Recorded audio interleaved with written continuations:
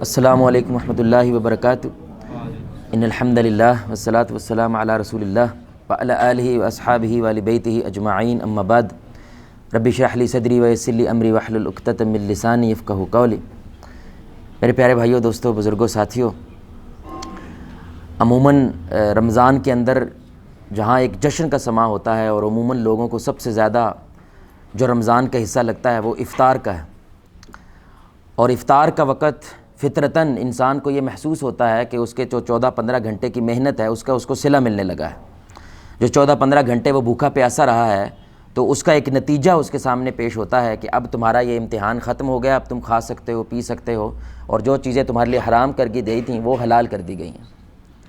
لیکن ایک دوسری وجہ بھی ہے جو ایک بہت بڑا سبق ہے، اور یقین جانیں میں یہ ایگزیجریٹ نہیں کر رہا، غلو نہیں کر رہا اس میں، کہ پاکستان کے جو اس وقت حالات ہیں معاشی حوالے سے، ان کا ایک بہت بڑا حل، ان کا ایک بہت بڑا جو سلوشن ہے اللہ رب العزت نے افطار کے وقت میں رکھا ہوا ہے، اور وہ یہ ہے کہ جب ایک انسان سے کوئی چیز چھن جاتی ہے، انسان سے کوئی چیز دور کر دی جاتی ہے، اور کافی دیر کے بعد وہ چیز انسان کے پاس واپس آئے تو اس کے اندر ایک شکر کا جذبہ پیدا ہوتا ہے، اس کے اندر اس شے کی قدر کا جذبہ پیدا ہوتا ہے۔ اور یہ ایک بنیادی مقصد ہے افطار کے وقت، جس کو رسول اللہ صلی اللہ علیہ وسلم نے اس طرح سے بیان فرمایا کہ صحیح حدیث ہے، آپ جانتے ہیں کہ آپ صلی اللہ علیہ وسلم نے فرمایا روزے دار کے لیے کتنی خوشیاں بھائی؟ 2 خوشیاں۔ پہلی خوشی جب وہ افطار کرتا ہے، اور دوسری جب وہ اللہ کے ہاں اس روزے کا اجر حاصل کرے گا۔ تو افطار کے وقت ایک تو وہی ہے کہ نتیجہ مل رہا ہے، اور دوسرا شکر کا جذبہ اس کے اندر پیدا ہوتا ہے کہ اللہ نے کتنی بڑی بڑی نعمتوں سے مجھے نواز رکھا ہے۔ وہ کھجور کی اوقات کو آپ کو اندازہ نہیں ہوتا، سوائے اس وقت جب افطار کے وقت وہ کھجور پڑی ہوتی ہے۔ وہ سموسہ جو ہے نا اس وقت وہ آپ کو دیکھ رہا ہوتا ہے، آپ سموسے کو نہیں دیکھ رہے ہوتے۔ وہ پانی جو ہے نا وہ آپ کو دیکھ رہا ہوتا ہے، آپ پانی کو نہیں دیکھ رہے ہوتے۔ آپ کو ایسے لگتا ہے جیسے فرشتے یہ سارے کا سارا دسترخوان سجا کے گئے ہیں، انسان نے نہیں سجایا ہے۔ تو جو شکر کا جذبہ پیدا ہوتا ہے، اللہ کہتا ہے ایک یہ بنیادی مقصد ہے روزے کا کہ تمہارے اندر اللہ کی دی ہوئی نعمتوں کا کیا پیدا ہو بھائی؟ شکر پیدا ہو جائے، اور تم اس آیت کو بخوبی سمجھ جاؤ، کیونکہ شکر کے الٹ کیا ہوتا ہے؟ ان نعمتوں کی بے قدری کرنے لگ جانا، ان نعمتوں کے بارے میں ناشکری کا رویہ پیدا کر لینا۔ اور یہ ایک آیت ہے بس، اللہ آپ کو یہ سمجھانا چاہتے ہیں اس روزے کے ذریعے، اور وہ کیا ہے؟ کلوا واشربوا ولا تسرفوا انہ لا يحب المسرفین، کہ کھاؤ پیو لیکن ضائع نہ کرنا، اور بے شک اللہ ضائع کرنے والوں سے محبت نہیں کرتا۔ یعنی جو لوگ ضائع کرتے ہیں وہ اللہ کی رحمت سے محروم ہو جاتے ہیں، برکت سے محروم ہو جاتے ہیں۔ یہ ایک بنیادی مقصد ہے کہ اس آیت کو انسان اس وقت سمجھتا ہے جب وہ روزے سے ہوتا ہے، کہ یہ نعمتیں اگر میں ضائع کر دوں اور افطار کے وقت میرے پاس کھانے کو کچھ نہ ہو کیونکہ میں نے ضائع کر دیا ہے، تو اس وقت جو تمہیں وہ احساس پیدا ہوتا ہے، یہ احساس رمضان کے بعد بھی پیدا رہے، یہ احساس رمضان کے اندر بھی رہے اور رمضان کے باہر بھی رہے کہ اللہ کی دی ہوئی نعمتوں کی بھائی کیا کرو؟ قدر کرو۔ اب یہ میں آپ کو بتلا رہا ہوں پاکستان کے سٹیٹسٹکس، آپ پاکستان کی مہنگائی کے حالات دیکھیں اس وقت، فروٹس کے اور جو بھی چیزیں ہیں، ہر چیز کو آگ لگی ہوئی ہے، اور ہر بندہ جو ہے وہ شکایت کرتا ہے مہنگائی کے لیے۔ اور یہ وہی پاکستان ہے جس کے میں آپ کو سٹیٹسٹکس بتا رہا ہوں، یہ گورنمنٹ کے ہیں، یونائٹڈ نیشن کے سٹیٹس، یعنی کہ ان کے نمبر ہیں، ان کے اعداد و شمار ہیں، کہ پاکستان میں سالانہ 3.60 کروڑ ٹن، بھائی کتنا بولنے جا رہے؟ کھانا ضائع ہوتا ہے۔ جو ٹوٹل کھانا پیدا ہوتا ہے اس کا 40% کھانا ہی انا للہ و انا راجعون۔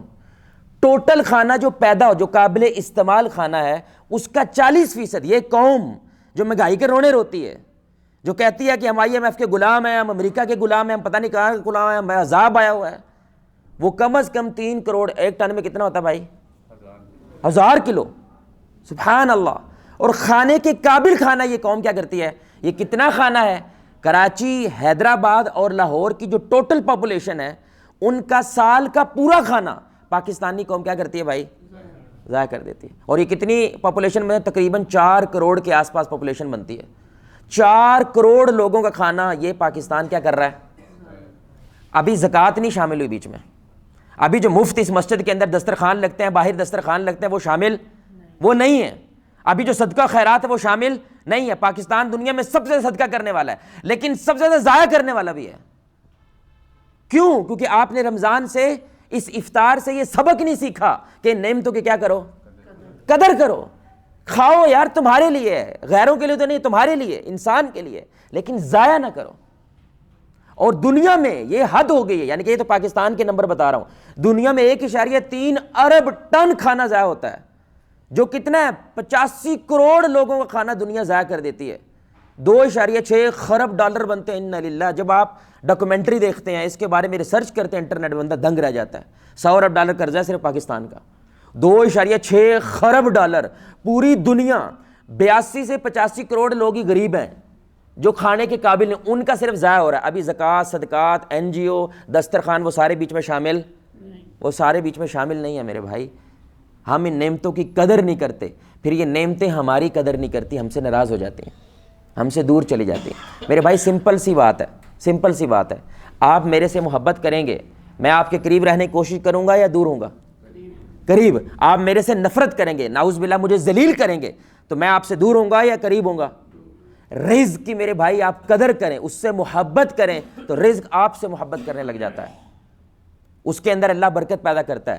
آپ رزق کی تذلیل کریں، اس کو ضائع کریں، مطلب ملنا تو کتنی مشکل بات ہے، آپ ضائع کر رہے ہیں، تو میرے بھائی یہ رزق بھی آپ سے نفرت کرنے لگ جاتا ہے، یہ رزق بھی آپ سے دور ہو جاتا ہے. اس لیے ایک ہوتا ہے اسراف کرنا. اسراف کیا ہے؟ ضرورت سے زائد آپ کیا کرتے ہیں؟ ضائع کر دیتے ہیں. ایک ہوتا ہے تبذیر، وہ کیا ہے؟ نمود و نمائش. پتہ چلے کسی چودھری کا دسترخوان سجایا ہے، پتہ چلے اب موبائل آپ کا 30,000 روپے میں وہ آ جاتا ہے، آپ کی ضرورت بھی پوری کرتا ہے، جو واٹس ایپ 2-4 میسج کرنے ہیں وہ بھی کر رہا ہے، لیکن آپ نے 2 لاکھ والا لینا تاکہ دنیا کو پتہ چلے کہ میں امیر باپ کا بیٹا ہوں. یہ نمود و نمائش ہے، اور اللہ کہتا ہے یہ تو شیطان کے پرا ہوتے ہیں. ایک اسراف ہے میرے بھائی ضرورت سے زائد، یعنی پلیٹ میں آپ نے اتنا کھانا نہیں ڈالا جتنا آپ کو ضرورت تھا، اس سے کیا کیا ہے؟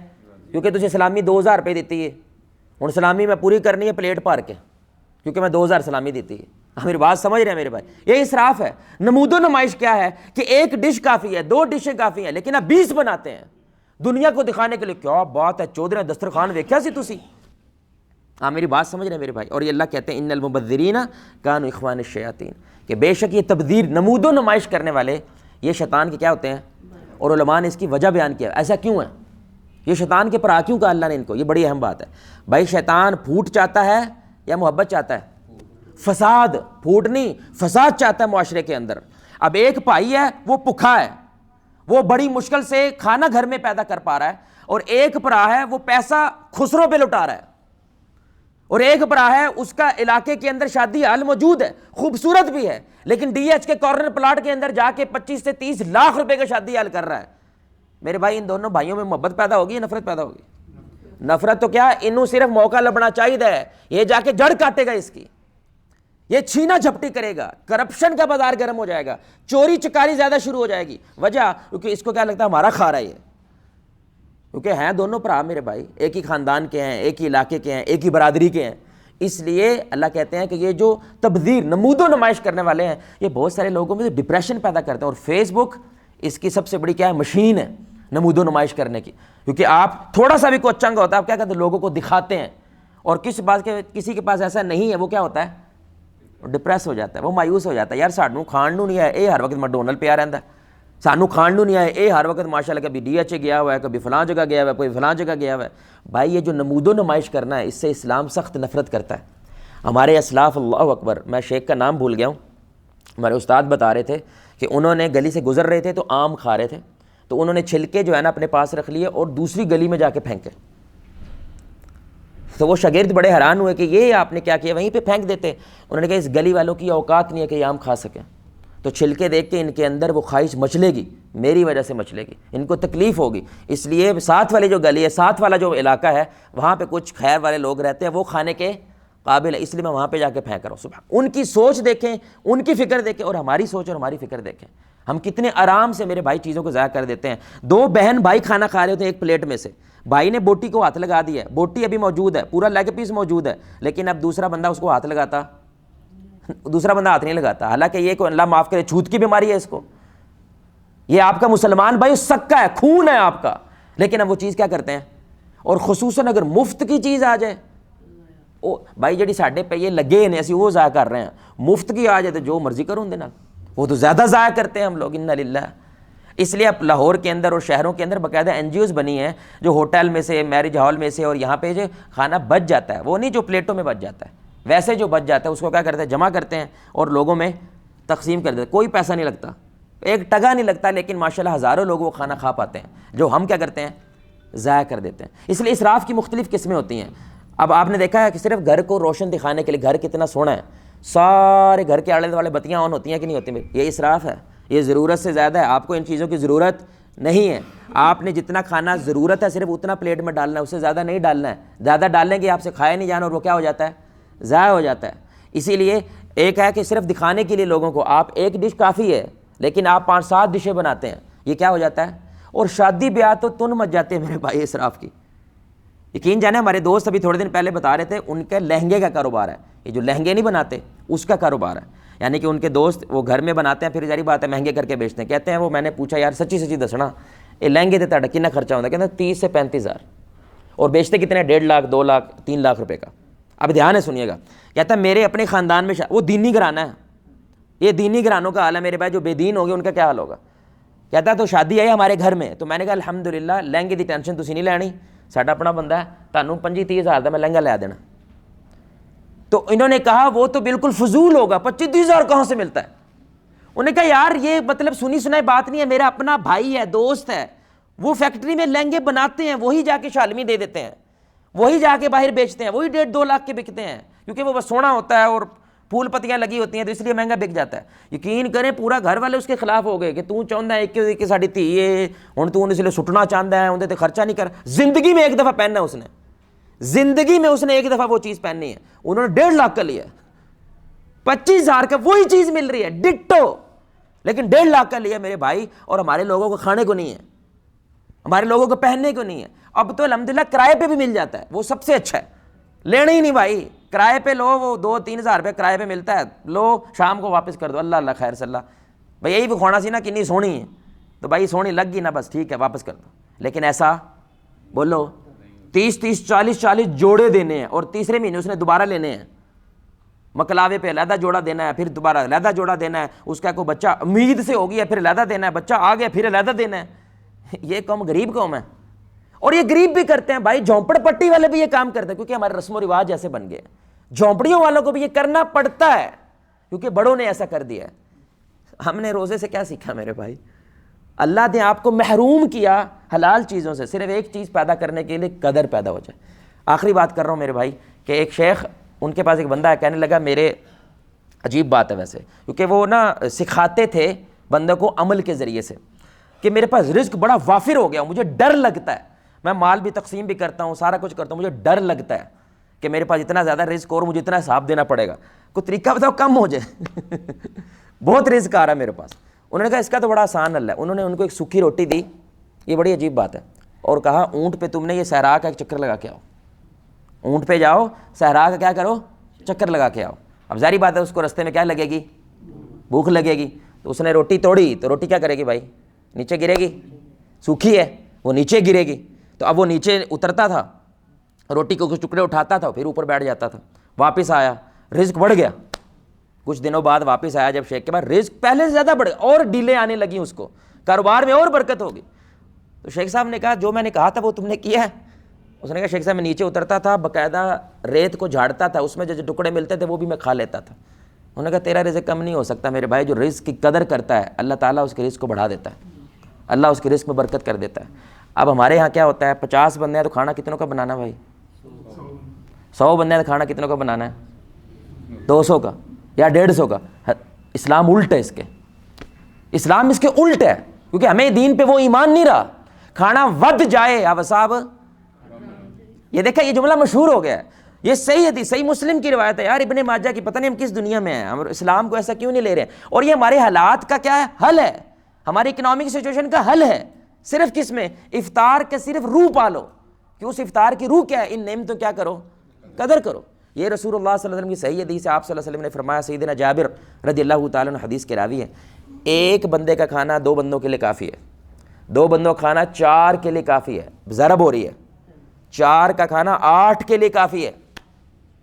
اس کا مطلب کیا ہوا؟ 100 بندے آ رہے ہیں تو کتنا کھانا بناؤ. اب علماء کہتے ہیں اس میں حکمت کیا ہے، ایسا کیوں ہے؟ کیونکہ ایمان والا بسم اللہ الرحمن الرحیم پڑھ کے پکاتا ہے، بسم اللہ الرحمن الرحیم پڑھ کے کھاتا ہے. تو اس کا یہ ایمان ہوتا ہے کہ میرے اس بسم اللہ پڑھنے سے کھانے میں کیا پیدا ہوتی ہے؟ برکت پیدا ہوتی ہے. اور جب مل کے کھائیں تو برکت زیادہ ہو جاتی ہے. لیکن جو کفر ہوتا ہے جو کفار ہوتے ہیں جن پہ اللہ پہ ایمان نہیں ہوتا ان کو کیا ہوتی ہے؟ ٹینشن ہوتی ہے، اللہ پہ توکل نہیں ہوتا، اس لیے وہ کہتے ہیں ہائے کم نہ ہو جائے، ہائے کم نہ ہو جائے سمجھ رہے ہیں؟ اس لیے وہ کیا کرتے ہیں؟ زیادہ پکاتے ہیں۔ اور دوسرا مقصد کیا ہے؟ بھئی بھوک رکھ کے کھاؤ۔ بھوک رکھ کے کب کھاؤ گے؟ جب تھوڑا ہوگا جسے تون مچائی ہے تو یار شاید یہ تو میرے بھائی ظاہری بات ہے آفر جانا ہے، تو نے تیرے سے میری عبادت اور نماز وغیرہ کیا ہونی ہے؟ سبحان اللہ میرے بھائی دین دیکھو۔ اور ہم نے یہ تجربہ کیا ہے، گھر پہ دعوت پہ بلایا، اب 4-5 بندے تھے، پہلے میں بھی ایسے ہی کرتا تھا، یعنی کہ زیادہ پکانا ہے، بستی ہو گئی، یعنی کہ بندے کو کیا لگتا ہے میری بستی ہو جائے گی یار کھانا تھوڑا ہو گیا۔ حالانکہ میرے بھائی کوئی کون مہمان آتا ہے جڑا بھوکا ہوندا تھے گھر، کھاتے پیتے لوگ آتے ہیں الحمدللہ، لیکن آپ یقین جانے 8 لوگ آ رہے تھے، 4 کا بنایا تقریباً، اور وہ پورا ہوتا ہے بلکہ بچ جاتا ہے۔ اللہ کہتا ہے ایمان تو رکھ کے دیکھو یار، توکل تو کر کے دیکھو۔ تو یہ رسول اللہ صلی اللہ علیہ وسلم کا طریقہ آپ بتا رہے ہیں کہ کھانے کی قدر کا یہ معنی ہوتا ہے۔ ہم تو میرے بھائی وضو کا پانی ضائع نہیں کر سکتے، وہ بھی نہر پہ ہوں، حالانکہ خود ہی بہی جا رہی ہے، وہاں پہ ضائع نہیں کر سکتے، حالانکہ عقل کہتی ہے اتنے کی جوڑے جتنا مرضی ضائع ہو جائے، ادھر بھی نہیں کرنا۔ اور کس کا؟ عبادت کا پانی، وہ نہیں ضائع کر سکتے جو عبادت کے لیے استعمال کر رہے ہیں ہم وضو کے لیے۔ تو میرے بھائی عام حالات میں پھر ہمیں کتنا زیادہ کانشیس ہونا چاہیے۔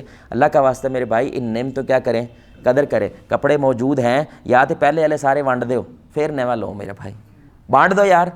یقین کریں ابھی تھوڑے دن پہلے میری وائف نے مجھے کہا مجھے جوڑا لے کے دو کوئی، میں نے کہا تیرے پاس اتنے تو پڑے ہیں۔ ابھی سنیے گا ذرا، کبھی کبھی انسان بھول جاتا کتنے پڑے ہیں، کیونکہ نا ہمارے یہاں معاشرے میں ہے نا سردیوں کے کپڑے ہم کیا کرتے ہیں پیٹیوں میں رکھ دیتے ہیں، اور گرمیوں کے باہر ہوتے ہیں، اس کو صرف گرمیوں کے نظر آ رہے ہیں نا، سردیوں والے نظر نہیں آ رہے، اور ایک درمیان موسم والے علیحدہ کپڑے ہوتے ہیں۔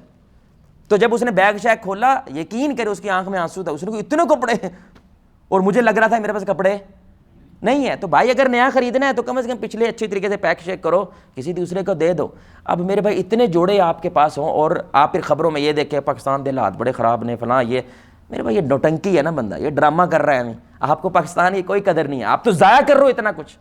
ایک بندہ پیاس سے ایسے کر رہا ہے اور آپ پانی ایسے پھینک رہے ہو، یہ جو پانی ایسے پھینک رہا ہے میرے بھائی اس کے بارے میں آپ کا کیا خیال ہے؟ فرعون ہے کہ نہیں؟ فرعون نظر آئے گا یہ بندہ یہ کر رہا ہے، اور یہ بندہ پانی ایسے کر کے پھینک رہا ہے۔ آپ اس طرح دنیا کو سوچا کریں جب آپ ضائع کر رہے ہوتے ہیں، کیونکہ ایک بندہ اسی کے لیے مر رہا ہے اور آپ اسی چیز کو نالی میں بہا رہے ہو، اسی چیز کو اٹھا کے پھینک رہے ہو۔ اللہ سے دعا ہے اللہ اسے رمضان کے صدقے، اس روزے کے صدقے ہمیں اللہ کی دی نعمتوں کی قدر کرنے کی توفیق عطا فرمائے، ان نعمتوں کو صحیح معنوں میں شکر ادا کرنے کی توفیق عطا فرمائے۔ اللہ آپ کے قیام سیام، آپ کی جہود کو قبول فرمائے۔ اللہ آپ کو، مجھے، ہم سب کو محمد الرسول اللہ صلی اللہ علیہ وآلہ وسلم کی ذات کے ساتھ جنت الفردوس میں اس انداز سے اکٹھا کرے، ہم سب مل کے اللہ کے چہرے کو آسمان میں دیکھیں 14ویں رات کا چاند۔ سبحانک اللہم و بحمدک اشہد ان لا الہ الا انت استغفرک و اتوب الیک۔